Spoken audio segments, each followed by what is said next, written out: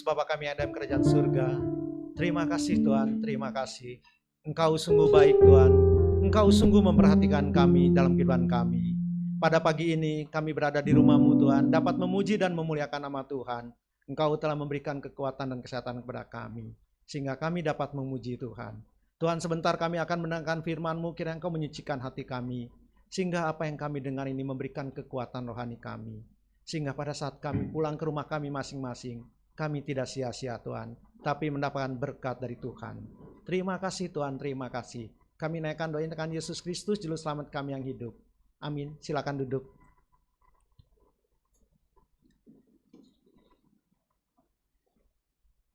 Ya, pada pagi ini, pada bulan Desember ini, kita akan mendengarkan tema khotbah yaitu tentang pelayanan dan Natal. Tidak terasa, Desember sudah kita masuki. Minggu pertama sudah kita jalani. Desember identik dengan Natal. Desember identik dengan perayaan Natal, dengan kelahiran Yesus. Ya, kalau kita sampai pada saat ini, pada bulan Desember, pada perayaan Natal ini, di tengah-tengah COVID pandemik ini, kita masih ada. Kita masih bisa memuji Tuhan. Ini ada suatu keajaiban yang Tuhan berikan kepada kita. Mari kita belajar dari Mazmur pasal 86 ayat 1 sampai 11, di mana Daud berdoa. Mazmur pasal 86 ayat 1 sampai ke 11 saya akan bacakan. Mazmur pasal 86 ayat 1 sampai 11 saya akan bacakan. Sedangkanlah telingamu ya Tuhan, jawablah aku. Sebab sengsara dan miskin aku. Ini yang Daud doakan, yaitu dia sengsara dan miskin. Yang selanjutnya kita lihat, peliharalah nyawaku sebab aku orang yang kau kasihi. Selamatkanlah hambamu yang percaya kepadamu. Jadi di sini Daud mengetahui bahwa Yesus sangat mengasihinya. Engkaulah adalah Allahku, kasihlah aku ya Tuhan, sebab kepadamulah aku berseru sepanjang hari. Buatlah jiwa hambamu bersuka cita, sebab kepadamulah Tuhan ku angkat jiwaku. Sebab engkau ya Tuhan, baik dan suka mengampuni, dan melimpah kasih setia bagi semua orang yang berseru kepadamu. Pasanglah telinga kepada doaku ya Tuhan, dan perhatikanlah suara permohonanku. Pada hari kesesakan aku berseru padamu, sebab engkau menjawab aku. Jadi pada saat Daud melakukan kesesakan, Tuhanlah yang menjawab. Tidak ada seperti engkau di antara para Allah ya Tuhan, dan tidak ada seperti apa yang kubuat. Segala bangsa yang kau jadikan akan datang sujud menyembah di hadapanmu ya Tuhan, dan akan memuliakan namamu. Sebab engkau besar dan melakukan keajaiban-keajaiban, engkau sendiri saja Allah. Tunjukkanlah kepadaku jalanmu ya Tuhan, supaya aku hidup menurut kebenaranmu. Bukakanlah hatiku supaya takut akan namamu. Inilah doa Daud. Kita tahu di dalam Mazmur 86 ayat 1 sampai 11 yang kita baru dengar ini, Daud menulis Mazmur ini ketika Daud belum menjadi raja Israel. Ketika Daud belum menjadi raja Israel, Daud berkata dia miskin dan sengsara. Di sini dengan jelas berkata aku miskin dan sengsara. Tetapi kita tahu sebelum menjadi raja sampai menjadi raja, kalau kita renungkan ayat-ayat tersebut kita tahu Daud menunjukkan pribadi yang setia, tidak pernah menyerah, dan selalu mengandalkan Tuhan dan menjadikan Tuhan segala-galanya dalam kehidupannya. Inilah yang jadikan Daud, menjadikan Tuhan segala-galanya dalam kehidupannya. Ya, kita bisa belajar pada Daud. Apapun kondisi kita pada saat ini, di bulan Desember ini, di bulan perayaan Natal ini, di tengah-tengah COVID pandemik ini, kita masih bisa melihat, kita masih bisa belajar dari Daud. Adalah seorang yang bukan berasal dari keluarga yang terpandang. Ia melalui kehidupannya cukup berat, tetapi dia tetap percaya pada Tuhan. Dia tahu Tuhan yang dia sembah adalah Tuhan yang ajaib dan Tuhan yang luar biasa. Mari kita renungkan, apakah kita sudah mengalami seperti Daud? Tuhan yang kita sembah itu yang ajaib, yang luar biasa, yang selalu menuntun dalam kesesakan kita. Kita tahu, tidak ada orang yang terlalu rendah sampai Tuhan tidak bisa angkat. Tidak ada orang yang terlalu lemah sehingga Tuhan tidak bisa memberikan kekuatan. Tidak ada orang yang terlalu miskin sampai Tuhan tidak bisa memberkatinya. Inilah yang dikatakan Daud, Allah itu ajaib. Karena apa? Karena dia sudah mengalami keajaiban Tuhan. Pertanyaannya, apakah kita sudah mengalami keajaiban Tuhan? Apakah kita sudah merasakan bahwa Tuhan itu memberikan keajaiban kepada kita? Mari kita belajar.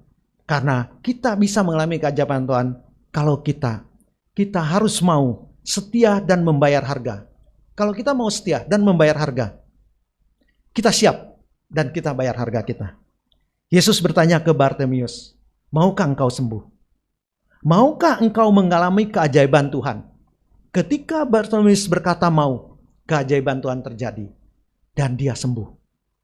Ketika wanita yang mengalami pendarahan selama 12 tahun berkata, asal saja ku jamah jubahnya, aku pasti sembuh. Ini artinya dia mau mengalami keajaiban Tuhan dan dia sembuh. Kita lihat Maria juga demikian. Meskipun dia tidak mengerti apa-apa, tetapi dia berkata, jadilah padaku seperti yang engkau kehendaki, sebab aku ini hambamu. Maka jadilah. Kita lihat Yusuf juga. Dia mau mengambil Maria sebagai istrinya. Kita lihat gembala di padang dan orang-orang Majus.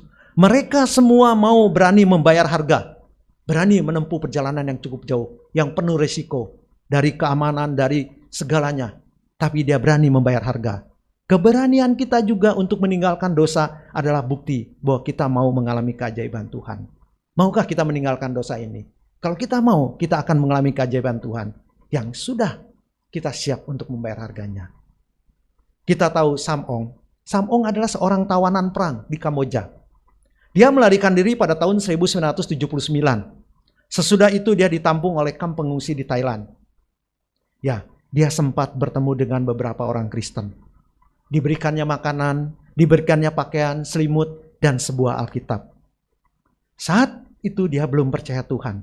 Hatinya dipenuhi dengan kebencian. Kenapa? Karena akibat berbagai peristiwa buruk yang dia alami, sehingga dia sangat membenci. Sampai suatu saat dia mendapatkan Alkitab tersebut. Dari hari ke hari dia sobek satu lembar demi satu lembar. Untuk apa? Untuk dia bungkus tembakau dan dia merokok. Dari hari ke hari Alkitab itu disobek satu demi satu. Sampai pada suatu saat, pas dia sobek dan dia baca, isinya Yohanes 3 ayat 16. Karena begitu besar kasih Allah akan dunia ini, sehingga ia menurunkan anak yang tunggal, sehingga siapa yang percaya kepadanya tidak binasa melainkan beroleh hidup yang kekal. Pernyataan ini dia renungkan. Pernyataan kasih Allah yang sangat menyentuh hatinya itu begitu penuh. Dia renungkan. Hatinya yang penuh dengan kebencian itu dia mulai melunak. Firman Tuhan itu telah menyadari dan telah menuntun menuju suatu pertobatan sehingga dia bisa percaya Tuhan. Sadarkah kita bahwa tujuan Tuhan menciptakan kita adalah untuk mengasihi kita? Ini yang perlu kita sadari. Tuhan menciptakan kita untuk Tuhan bisa mengasihi kita. Karena Tuhan itu sendiri adalah kasih. 1 Yohanes 4 ayat yang ke-16, mari kita lihat. 1 Yohanes 4 ayat yang ke-16. 1 Yohanes 4 ayat yang ke-16 berkata, kita telah mengenal dan percaya akan kasih Allah kepada kita. Allah adalah kasih. Barang siapa tetap berada di dalam kasih, ia tetap berada di dalam Allah dan Allah di dalam kita. Jadi dengan jelas bahwa Allah mengasihi kita.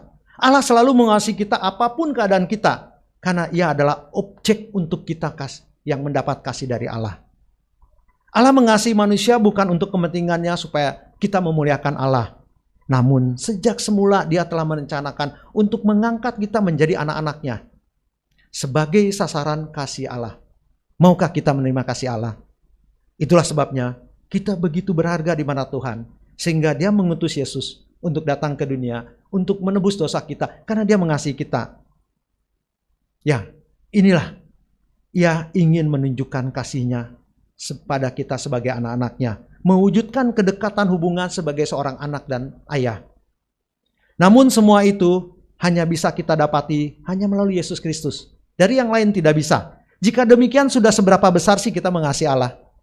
Karena Allah sudah mengasihi kita. Mari kita renungkan, sudah seberapa dekat kita dengan Allah? Karena dia ingin kita sebagai anak-anaknya.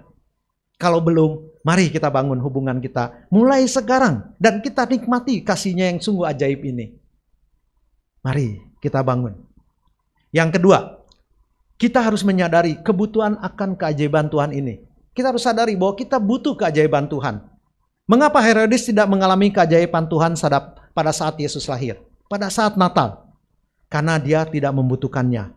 Herodes melihat kelahiran Yesus itu hanya sebagai saingan. Dia merasa dirinya punya sesuatu yang lebih. Dia merasa dirinya lebih kuat. Kita tahu, banyak orang-orang pada saat ini tidak sadar bahwa seperti Herodes. Menganggap dirinya kuat tanpa Tuhan.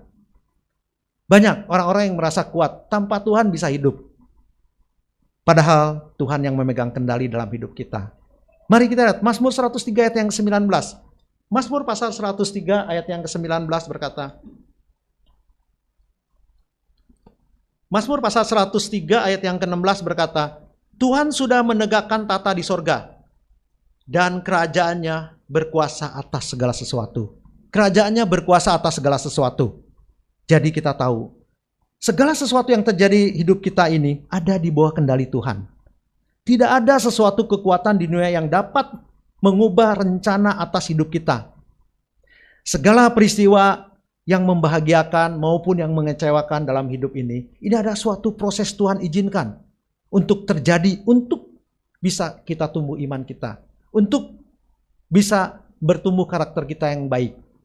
Tuhan mengendalikan semuanya, karena itu Tuhan yang paling mengerti akan apa yang terbaik yang Dia akan kasihkan kepada kita. Karena kita tahu orang percaya hidup dipimpin oleh Tuhan akan menunjukkan buah-buah rohnya. Dari sehari ke sehari akan diperlihatkan. Kalau kita sebagai anak-anak Tuhan, orang lain akan bisa melihat buah-buahnya. Mereka yang bergaul erat dengan Tuhan tidak akan dibiarkan sendiri. Dan mereka yang merendahkan diri di hadapannya tidak akan mendapatkan malu. Sangatlah indah jika kita hidup senantiasa dipimpin oleh Tuhan. Kita berjaga-jaga, kita berdoa setiap waktu. Apapun rancangan kita yang kita siapkan ini, dan apapun pekerjaan yang sedang kita lakukan pada saat ini, bawa kepada Tuhan. Tuhan biar berjalan di depan kita dan mengantar kita sehingga kita bisa sampai tujuan. Jangan menganggap kita lebih pintar, jangan menganggap kita lebih mampu, sehingga apa yang kita pikirkan, apa yang kita rancangkan, dan apa yang kita kerjakan, kita berjalan di depan. Mari kita beri kesempatan untuk Tuhan berjalan di depan, sehingga apa yang kita rancangkan, apa yang kita kerjakan akan sampai pada tujuan yang membuat kita sukacita dan membahagiakan Tuhan. Mari kita buka hati kita, mari kita izinkan Tuhan memegang kendali dalam hidup kita. Jika Tuhan yang memimpin jalan, maka teranglah jalan itu. Jika Ia yang memegang kendali atas hidup kita, maka kita tidak akan digoyahkan. Tidak perlu khawatir, kita berjalan bersama Tuhan. Yang selanjutnya, jangan kita mempunyai jiwa kerdil. Dan jangan kita mempunyai jiwa yang sangat sempit. Kita tahu Herodes mempunyai jabatan yang cukup tinggi, yaitu seorang raja. Seorang raja yang memimpin rakyatnya, tetapi sayang dia berjiwa kerdil dan sempit. Ketika dia mendengar seorang raja telah lahir, seorang raja baru telah dilahirkan, pikirannya langsung negatif. Orang yang berjiwa kerdil, orang yang berjiwa sempit adalah orang-orang yang berpikiran jahat. Orang yang tidak bisa menerima nasihat dan juga tidak bisa menerima kritik. Bahkan dia tidak bisa melewati penderitaan. Kita sebagai anak-anak Tuhan, mari kita beriman dan kita percaya pada tangan Tuhan. Kita tahu sebuah benda yang ada di rumah kita, sebuah benda yang ada pasti ada di rumah kita. Apa? Yaitu tempat sampah. Setiap rumah pasti ada tempat sampahnya, saya pikir. Setiap kita buang kotoran, ada tempat sampah di rumah sehingga jadi bersih. Kotoran tidak berserakan di mana-mana. Pasti kita buang ke tempat sampah. Tahukah kita, dalam kehidupan ini, ada sampah yang tak kasat mata dalam hidup kita. Ada sampah yang tidak kasat mata. Berupa kepahitan, berupa kegeraman, berupa kemarahan, berupa pertikaian dan fitnah. Kita lihat Efesus 4 ayat yang ke-31. Efesus pasal 4 ayat yang ke-31 saya akan bacakan. Efesus 4 ayat 31 berkata, segala kepahitan, kegeraman, kemarahan, pertikaian dan fitnah hendaklah dibuang dari antara kamu. Demikian pula segala kejahatan. Jadi Efesus menyatakan dengan terang-terangan bahwa kepahitan, kegeraman, kemarahan, pertikaian dan fitnah buang dari tempat kita. Jangan ada di hati kita. Yang namanya sampah kalau tidak dibuang akan busuk. Tapi kita lihat banyak orang yang suka menyimpannya. Kalau kita menyimpan hal tersebut, maka busuklah hati kita. Tetapi kita bisa belajar dari Daud. Daud tidak melakukan kesalahan terhadap Saul. Daud malah memperlakukan Saul dengan hormat. Kenyataannya Saul sangat membenci. Saul sangat marah. Saul memburu Daud untuk dibunuhnya. Saat iblis melemparkan sampah kepahitan, sampah kegeraman, sampah kemarahan kepada Daud, apa yang dilakukan Daud? Daud buang. Daud tetap bersikap baik kepada Saul. 2 kali punya kesempatan untuk membunuh Saul, tapi dia tidak lakukan. Daud menyingkirkan semua sampahnya sehingga kehidupannya dapat berbau harum di hadapan Allah. Adakah sampah yang tidak kasat mata tertimbun dalam hati kita pada saat ini? Saatnya kita buang. Singkirkan nafsu-nafsu yang tidak baik. Efesus 4 ayat yang ke-22 kita lihat. Efesus pasal 4 ayat yang ke-22 berkata, jauhlah bahwa kamu berhubungan dengan kehidupan kamu yang dahulu harus menanggalkan manusia lama dan memenuhi kebinasaan oleh nafsu yang menyesatkan. Jadi kita disuruh membuang kehidupan kita yang lama oleh nafsu yang membinasakan. Kita lanjut, kita lihat. Buanglah dusta. Ayat 25 kita baca. Karena itu buanglah dusta dan perkataan benar seorang kepada yang lain. Karena inilah sesama anggota. Jadi kita harus membuang dusta kita. Kita lepaskan diri kita dari kebiasaan buruk. Sebaliknya kita laksanakan mulai kebaikan makanan baik. Ayat 28 kita lihat.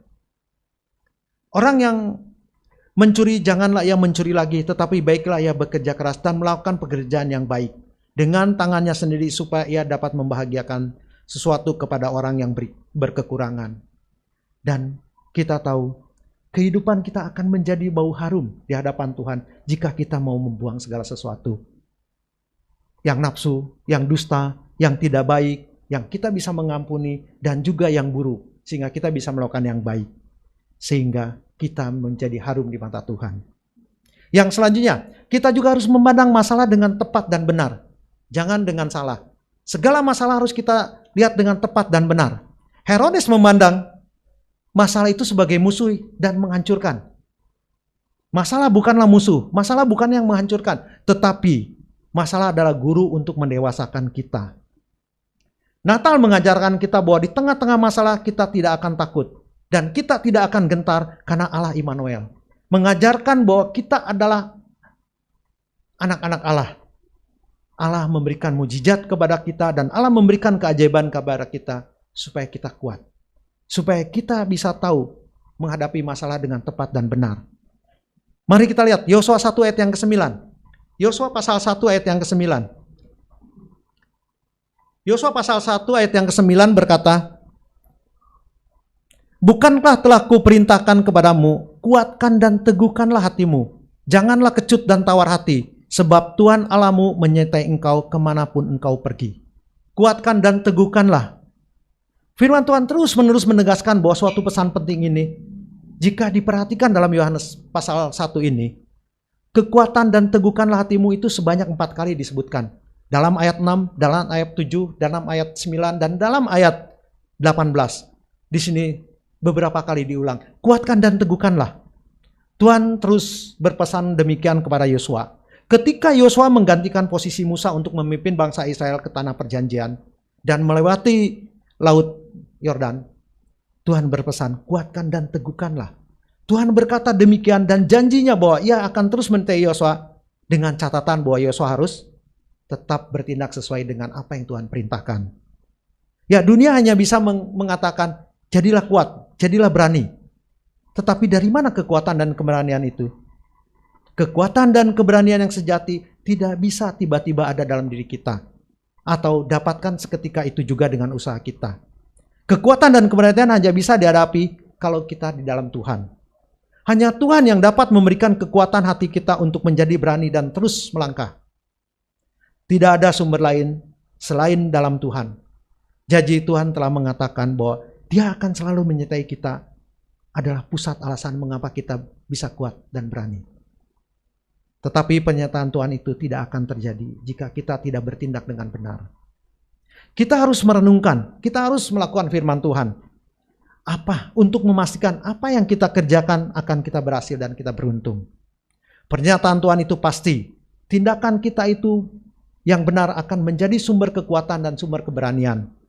Kekuatan dan keteguhan hati kita akan terjadi. Tuhan selalu berserta kita. Maukah di bulan Desember ini, di bulan kelahiran Yesus ini, di bulan perayaan Natal ini, kita serahkan hidup kita pada tangan Tuhan. Kita harus mau dan kita harus membayar harga. Yang kedua, kita juga harus menyadari bahwa kebutuhan akan keajaiban Tuhan dalam hidup ini. Yang ketiga, jangan berjiwa kedir dan sempit. Yang selanjutnya, kita harus memandang masalah itu dengan tepat dan benar. Jangan memandang masalah itu adalah suatu musuh, adalah sesuatu yang memancarkan, tetapi guru yang akan mendewasakan kita, sehingga kita akan lebih kuat dan kuat. Ya, mari kita renungkan firman Tuhan pada pagi ini. Mari kita berdoa. Terima kasih Tuhan atas firman-Mu yang telah mengingatkan pada kami, bahwa Engkau akan menuntun kami, memberikan kekuatan dan keberanian dalam hidup ini. Engkau akan memberikan berkat Tuhan. Terima kasih Tuhan, terima kasih kami bisa melalui bulan Desember ini. Kiranya Engkau yang akan terus memimpin kami sampai akhir tahun ini dan menyongsong tahun yang akan datang ini. Kami yakin dan percaya Tuhan, di tengah-tengah COVID pandemik yang menurut manusia mungkin sesuatu yang sangat menyusahkan, sesuatu yang sangat sulit untuk kami maju, tetapi bersama Tuhan, Engkau berjanji akan terus memimpin kami. Engkau akan terus melindungi kami dan Engkau terus akan memberkati kami. Kami yakin dan percaya Tuhan, Engkau akan terus memberikan kekuatan dan meneguhkan hati kami untuk kami terus berjalan bersama Tuhan. Dengan kelahiran Tuhan Yesus ini kami yakin dan percaya Tuhan, Engkau telah datang, Engkau telah lahir, Engkau telah melayani kami dan Engkau telah mati di atas kayu salib karena satu tujuan kamu, Tuhan, yaitu mengasihi kami. Terima kasih Tuhan, terima kasih. Kami naikkan doa tangan Yesus Kristus, Juru Selamat kami yang hidup. Amin.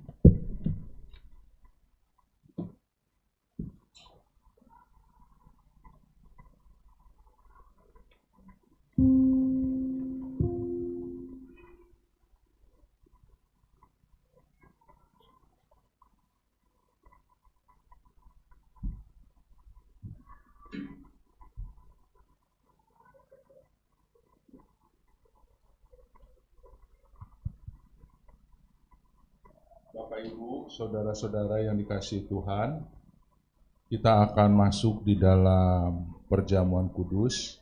Saya minta pemain musik menyanyikan lagu. Selama musik menyanyikan lagu, ya, petugas perjamuan diminta maju ke depan.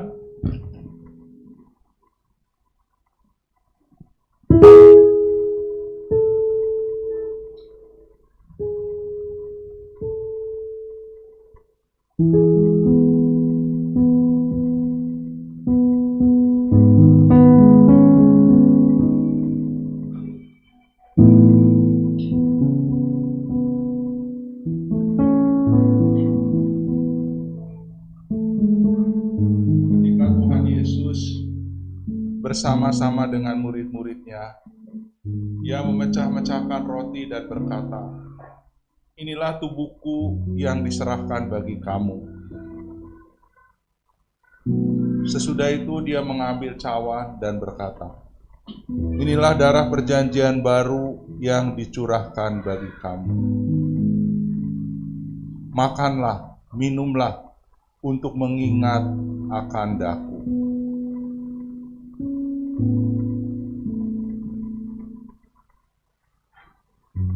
Bagi Bapak Ibu yang sudah menerima baptisan, mari bersama-sama ikut di dalam perjamuan kudus ini. Bagi yang belum, diharap bersabar, setelah menerima baptisan, baru ikut perjamuan kudus ini.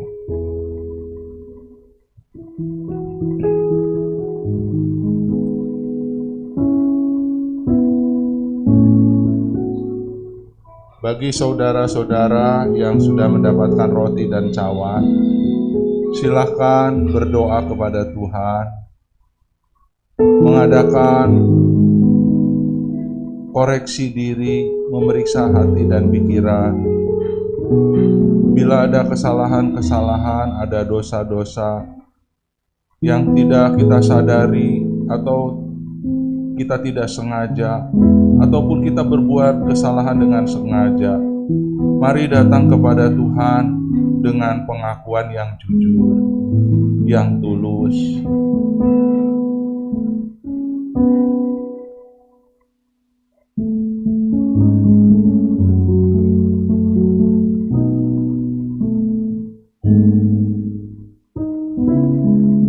Bila Bapak Ibu saudara-saudara ada kesulitan, ada sakit penyakit, saudara boleh berdoa kepada Tuhan, memohon pertolongannya, memohon penyertaannya, supaya masalah diselesaikan, supaya penyakitnya dapat disembuhkan oleh Tuhan.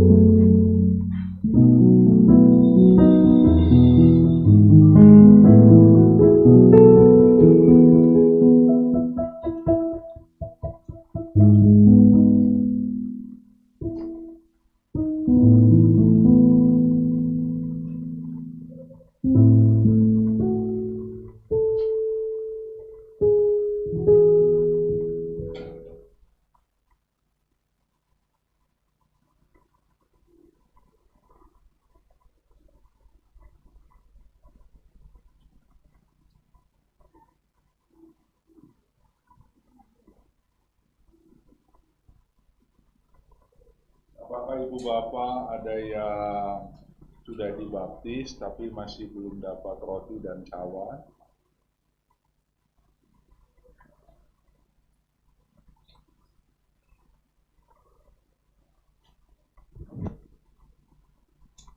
Ya, bila semuanya sudah dapat, kita akan berdoa. Saya minta dengan hormat Ibu Marta memimpin kita dalam doa.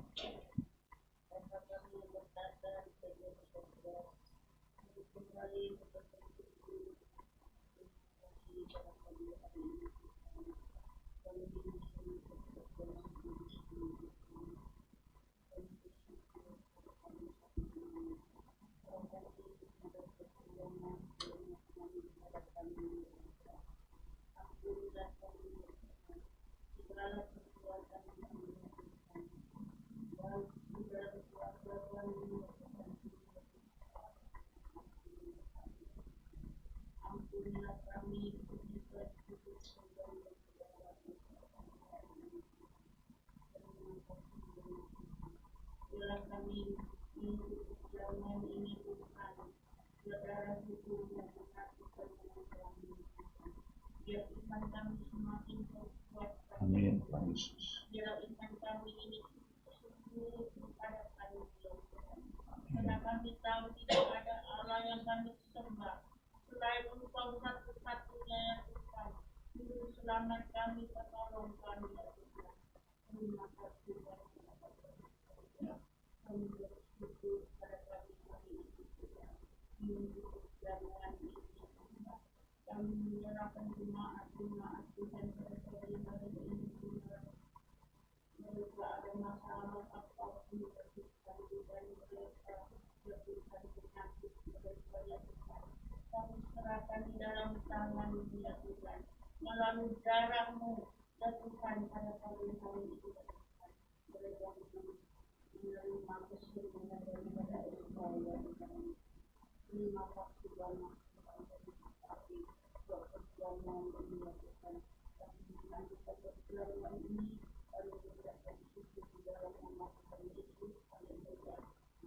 Amin. Mari kita bangkit berdiri, saudaraku.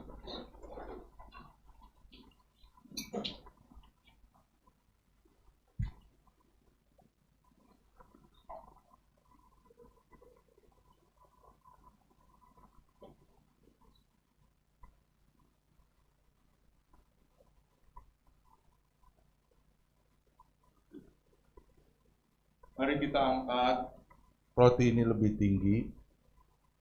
Roti ini melambangkan tubuh Tuhan Yesus yang diserahkan bagi kita di atas kayu salib. Pada saat kita makan roti ini, berarti kita sudah menjadi satu dengan tubuh Kristus, mati bagi dosa dan hidup untuk kebenaran. Mari kita sama-sama menerimanya.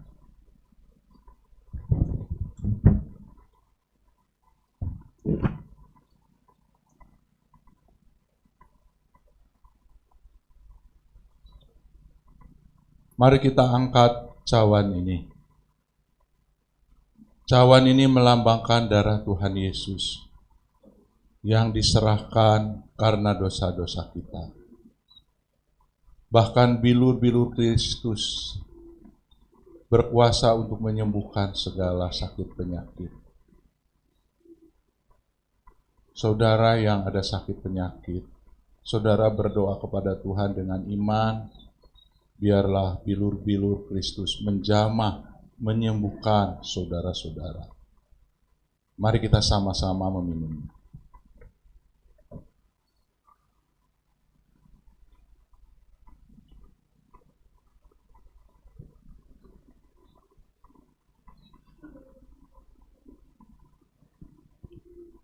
Mari sekali lagi kita bersama-sama berdoa.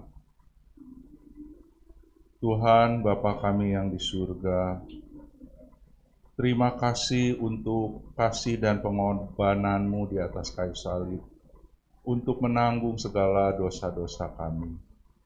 Tuhan, kami berdoa untuk jemaat-jemaat yang punya masalah dengan sakit penyakit. Tuhan, kami mendukung iman mereka.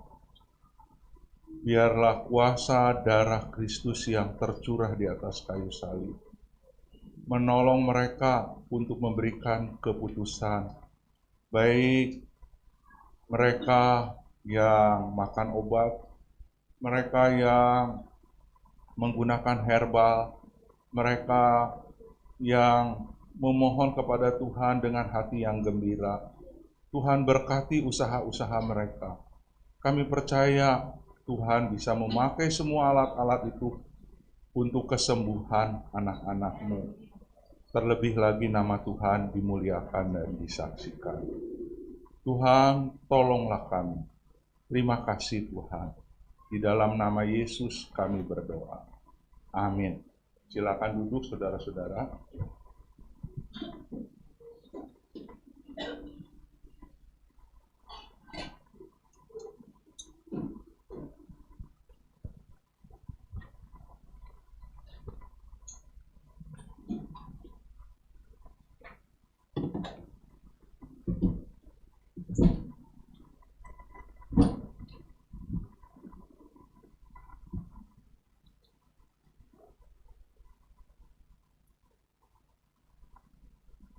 Kami mengucapkan terima kasih kepada saudara-saudara yang sudah memberikan persembahan, baik yang persembahan langsung di kota maupun persembahan yang dikirim atau ditransfer melalui online.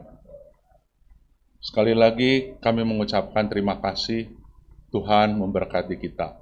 Mari kita berdoa untuk persembahan. Tuhan,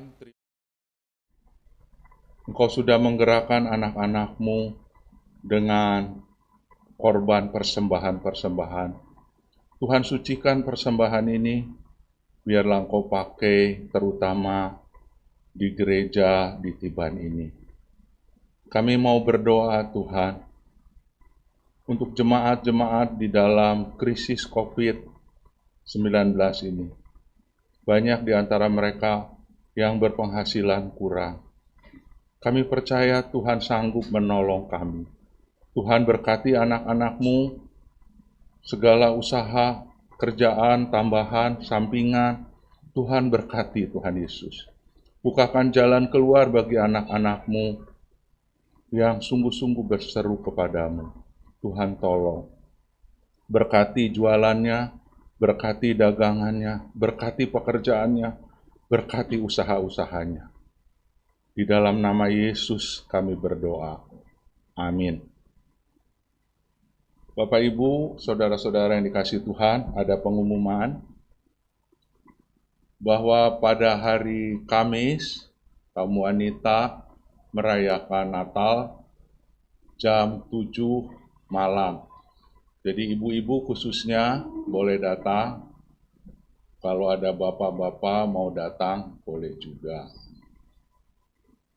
Yang berikut, setelah doa berkat, saudara-saudara jangan pulang dulu. Nanti kita akan sama-sama mengucapkan Selamat Hari Natal dan Tahun Baru 25 Desember 2020 dan selamat Tahun Baru 1 Januari 2021. Jadi jangan pulang dulu.